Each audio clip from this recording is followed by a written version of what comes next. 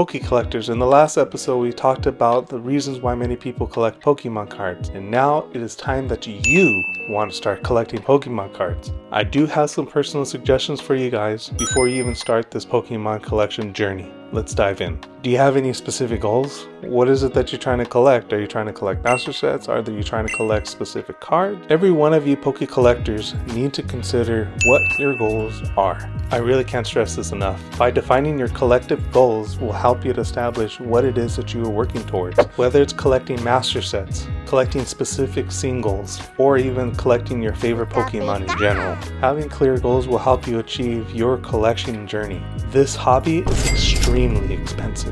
You as a Pokemon collector need to determine how much you are willing to invest, which ends up going into our next segment, which is budgeting. I know. There are times that you just need to get the new product that's coming out. Budgeting is gonna help you. Really consider it. I have done that a few times where I put a dent in my wallet, and with that, there are some expenses that I wasn't able to pay for. Oh no! So please, spend wisely, but again, enjoy your Pokemon collection journey. This Pokemon journey is supposed to be enjoyable. You may be close to completing a master set, and you may want to consider a new set. However, based on your budget and your budget alone, you can only determine that. Another suggestion that I can give you is determining whether you want to collect specific cards based on their card condition. This is where you decide whether you want to have this card specifically for a master set, or maybe you want to send it off to get graded.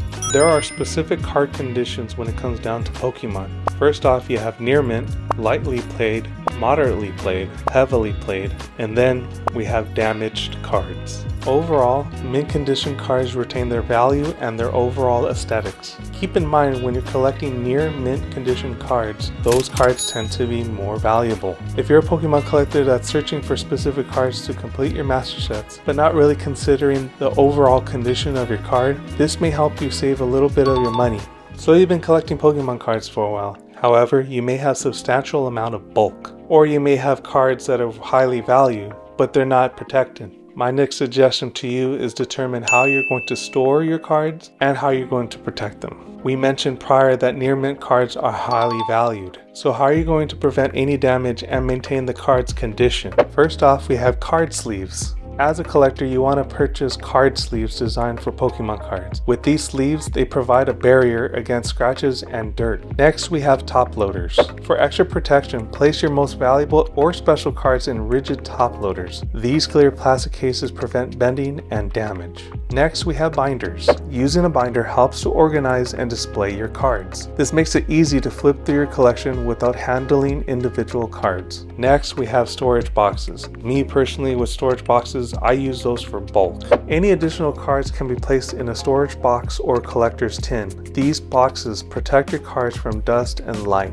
Not only do you need supplies to protect your cards from any damage, you need to handle your cards with care. These storage solutions are extremely expensive, but these storage and protection practices will definitely help you preserve the value and the condition of your card and collection. My next suggestion to you is to do your research. Research empowers you as a Pokemon collector in obtaining knowledge about card value, sets, or trends. What I like to personally use is tcgplayer.com. Card marketplaces like TCG Player can be a sole example for looking at Pokemon card values, determining marketing price, listed median prices. TCG Player not only gives you the value of the cards itself, but they can also give you information of sealed products as well. Unfortunately, research can be extremely overwhelming, especially if you're starting to become a Pokemon collector yourself. Other than just purchasing Pokemon cards at a vendor, retail store, or even online, there's also another method for collecting Pokemon cards. So now I'm going to go ahead and tell you about trading and selling your Pokemon cards.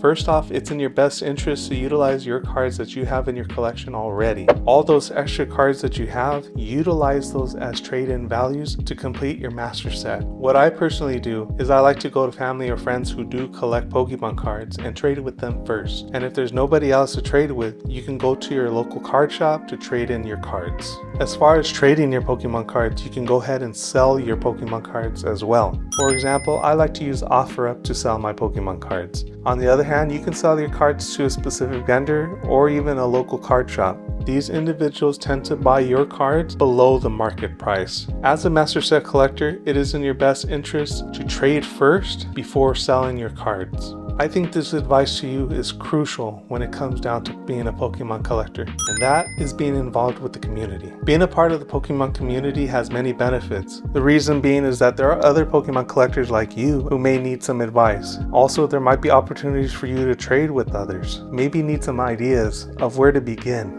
It's easy to engage with those on social media. Who knows, other individuals are out there sharing their passion, so why not you? And those are my personal suggestions to you. However, utilize these suggestions to your advantage so you may be able to grow your Pokemon collection. If you haven't done so, go ahead and like this video, subscribe to this channel, and hit the notification bell for future content. And now, I leave it to you guys. In this hobby, just have fun. Enjoy the journey. Enjoy building that collection of yours. And now, take care.